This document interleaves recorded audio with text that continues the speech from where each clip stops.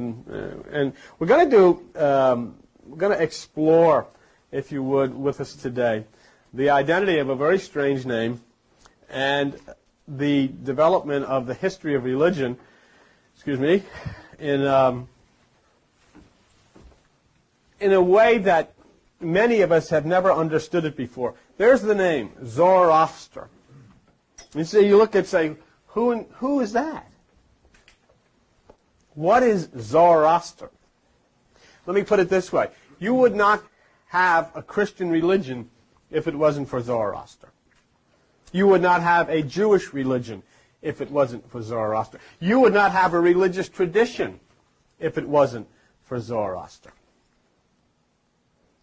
And when you begin to understand that, then it serves well to stop for just a moment and take a look and say, who is this?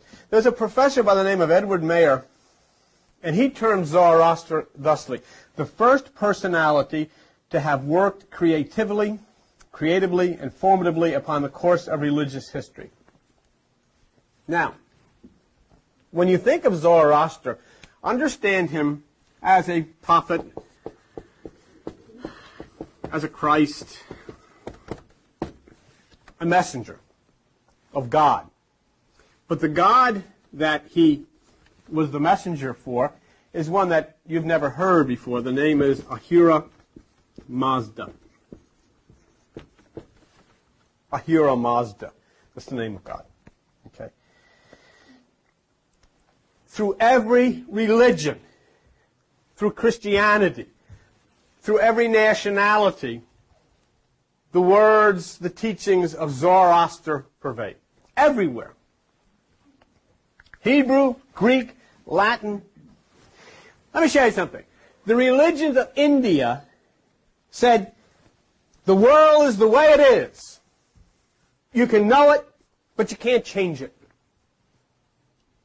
And for many of us, that's the way it's always been. That's the way it is. What am I going to do about it? What can I do? Can't do anything. I'm stuck in it. Zoroaster said, the world was corrupt, not by nature, but by accident, and the world is to be reformed by human wisdom. In other words, there is something you can do about it. You can sit, and you can go to church, and you can read Bibles, and you'll get old, and you'll die, and you've done nothing. Or you can understand and start to develop that which is the human wisdom which comes from the right side, and things can change. And it's up to you. In other words, Zoroaster said, there is a mystical power in you that can be used to change the world for the better. You want to stop the hurricanes? You want to stop the earthquakes? You want to stop all the storms that are so destructive? Everybody start thinking positively and start flowing in harmony with nature. It'll stop.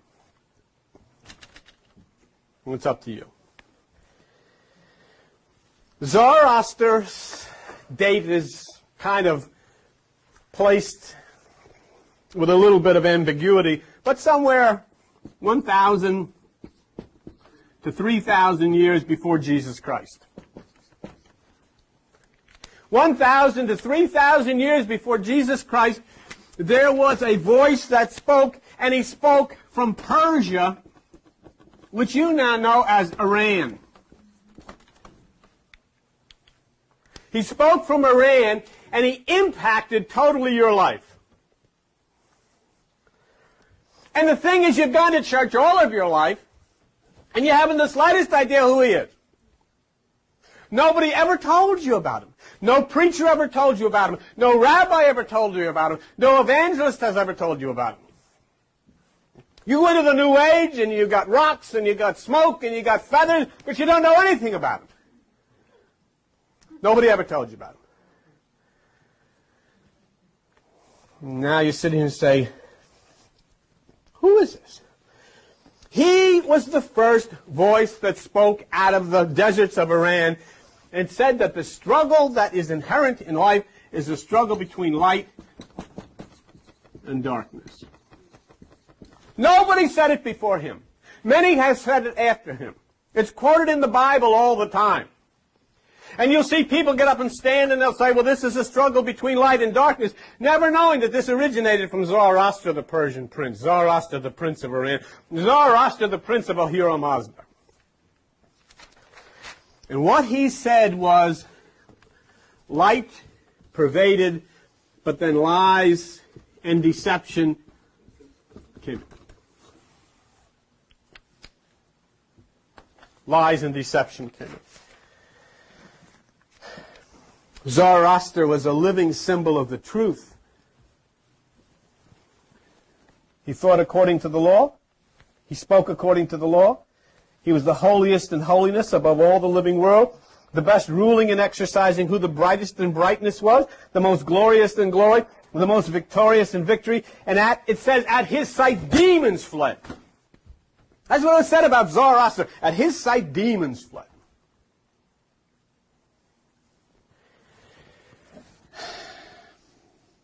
The birth of Zoroaster marked the opening of the final 3,000 years of what they call the 12,000 years of the world.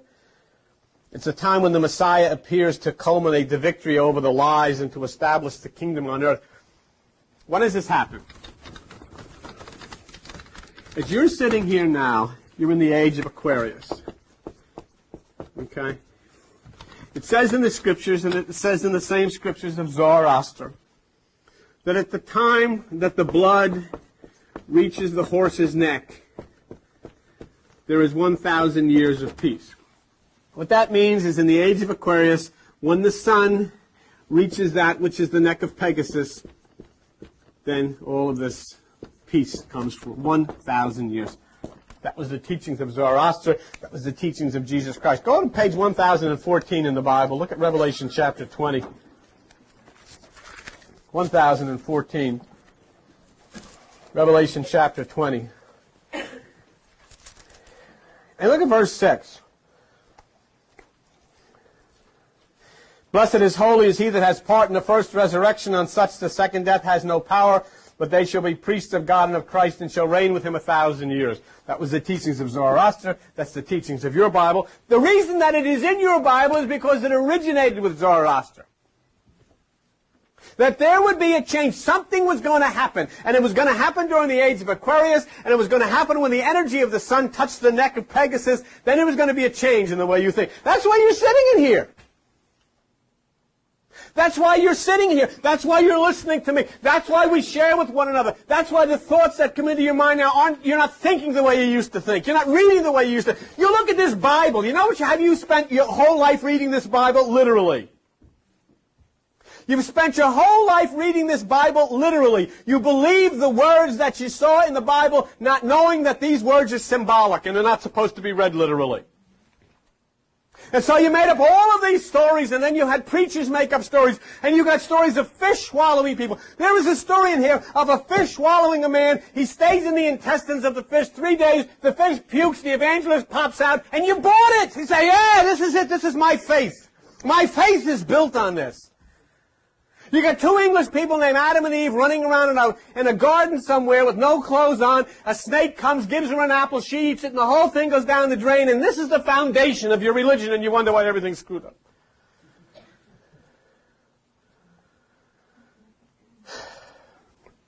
And so then people come, and they come into church. And does anybody question it? Does anybody stand up and say, hey, tell me, is this what you believe? I mean, is this true? Nobody says what you like. You're looking at me. Hey, none of me. All right, pass the plate, pass the hat. Come up, sign the card. You'll go to heaven. Because all that you've ever expected out of this thing was misery until finally you dropped dead and went to heaven. And you showed up because maybe there is such a place. Not knowing that you were supposed to create the heaven here on this earth by changing it, by making a change. Here's a man that came 4,000 years ago and spoke of this change that could be made by you. And you know what? Not one of your preachers, not one of your pastors ever mentioned his name. You had no idea. If some guy wrote an obscure symphony somewhere, so all sorts of Zarathustra, you don't even know, never even heard of it. It's not interesting to you. It's not there was anything. Jesus Christ never said anything new. His name wasn't even Jeheshua. Never said anything new. Everything he said came from somebody else. And the person that said it before him got it from somebody else. And it all traces itself back, and you can trace it back to the very, very beginning, whenever the big burp happened and all of this stuff started coming down all over the earth. And we said, here's the answer. This is what you do. This is what you do. And so what do we do? The thing that is apparent is that all of the aspects of Christianity are the same aspects that came from Zoroaster 1 to 2,000 years before Jesus was born. What I'm saying to you is everything that you'll find in the Bible attributed to Jesus Christ originated with this strange voice that came out of Iran 1,000 to 2,000 years before Jesus was born. The influences of this prophet and Ahura Mazda are mind-boggling when you consider the impact that they had on the Judeo-Christian ethic, directly related to Zoroaster and Ahura Mazda. Let me tell you what Zoroaster was responsible for. Do you believe, I know you do, or at least the religious do, the Christians do, that Moses originated the Ten Commandments? No, he didn't. No, he did not. They were originated by a gentleman by the name of Ezra. And Ezra was the Jew who was in captivity in Babylon. And Ezra became a follower of Zoroaster and Ahura Mazda. And Ezra became proficient. Do you know that prior to coming into captivity in Babylon, God's chosen people wandered around collecting rocks? They knew nothing, they accomplished nothing, they wrote nothing. They were rock pilers. Split rocks, moved rocks, and wandered. And what did they do? I don't know where I'm going, and I'm going to get there. I'm not the promised land, here I am, I'm getting busy, where is it? And they wind up in Babylon. And you know what happened when they wound up in Babylon? They came out as scholars. They went to the pagan Babylon of Zoroaster, and the God's chosen people that were rock splitters came out of Babylon as scholars. And this one here came out with the law. And this is the Ten Commandments that you read in the Bible were authored by Ezra in Babylon under the stewardship of Zoroaster, the god Ahura Mazda, and the great king of Iran, Artaxerxes. The temple! Why, the temple was constructed as, this is the whole thing. It's going to rebuild the temple of the Jews. Tell you, who was responsible for reconstructing the temple of the Jews? Our friend, Zoroaster. Had nothing to do with the Jews, had nothing to do with Moses, had nothing to do with Jerry Falwell, had nothing to do with the Christians or the Catholics or the Protestants. It had to do with the strange voice that came out of Iran thousands of years ago. And this voice came down to the king of Persia, the king of Iran, whose name was Cyrus, and he said, build the temple. He was a follower of Zoroaster and Ahura Mazda. The one you know is Jesus. Oh, little town of Bethlehem, how sweet the flows. It came upon a midnight clear. Oh, the holy night. And then the big part of this thing. We three kings of Orient are. Blop, blop, blop. Here in a jar. Guess where they came from? Guess where they came? Do you know who the three kings were? The Magi. Do you know who was the Persian prophet prince of the tribe of Magi? Zoroaster. What have you got that's original, Christian? Fakakta, you got nothing. You originated nothing. You originated not the law. It was originated through Zoroaster. You originated not the temple. It was originated through Zoroaster. And you didn't even originate the kingship of Jesus Christ. It was originated through Zoroaster. And I'll tell you what Zoroaster was, the Persian prophet prince of the Magi. They were astrologers. That's why it said, we have seen his star in the east. Meaning, in Iran, in Persia, we have studied the stars, we understand them, and we see the sign Coma in Virgo, and we have followed that, and this leads us to this place of the kingdom, the child. The king, the child within. All came out of a place. And here's the thing, how old are you? You know the thing is, nobody ever told you this. And you've gone to church and you take your kids because I want my kids to get in it. I want them to know our faith. Do you know? You don't even know what your faith is. You have no idea that your faith is attributed to this guy Zoroaster. Zorro who? I don't know Zorro. And you know, this is the amazing thing. This is a documented. We're going to look at the Bible and prove this. This is amazing. But it's in the Bible. It's a documented proof of historical accuracy. And you know what? You couldn't walk into one Christian church and tell them. They'd freak. They'd throw you out. They'd call the cops. We don't want to hear it. I want to hear it. I'm not listening. I'm not listening. Oh, I'm not listening. I was raised a Catholic. I'll be born a Catholic. I'll die a Catholic. It's like my mother was. I'm raised a Catholic, born a Catholic, die a Catholic. I've never set foot in the church. Last time she set foot in the church, the priest threw a Bible at her. That's true. My mother we went to these church Catholic schools, and she had one of my brothers got in trouble with the priest, and so my mother went down. She was a very tough woman, and I guess she was going to take a poke at this guy. Something happened, and he threw a Bible at her, and that was it. She never showed up again, but she made us go. You will not miss. Why don't you go? Hey, you go. That's the way it was. But see, I had to wait. You see, why do your children? You know what? You would even be afraid to teach. Why do your children have to wait until they're 50 years old before somebody tells them the truth? I mean, you told them the Easter Bunny brings candy, Santa Claus brings toys, and Jesus died for you. Well, you've lied about 2 out of 3, probably lied about all 3. Who's to believe you? And when is somebody going to have the courage? See, the point is, you couldn't tell them the truth because the system doesn't want them to know this. You know? Because how would it be if you find out that your religious tradition does not come from Jerusalem, does not come from Rome, comes from Iran? And there's a guy with a white beard and a black hat saying, I told you so. Yeah. What do you do with that? What do you do with that? You don't have to depend on New Age bookstores to find this out either. It's right in here. It's in the book. It's in the Bible. King James Bible. Did I tell you King James was a homosexual?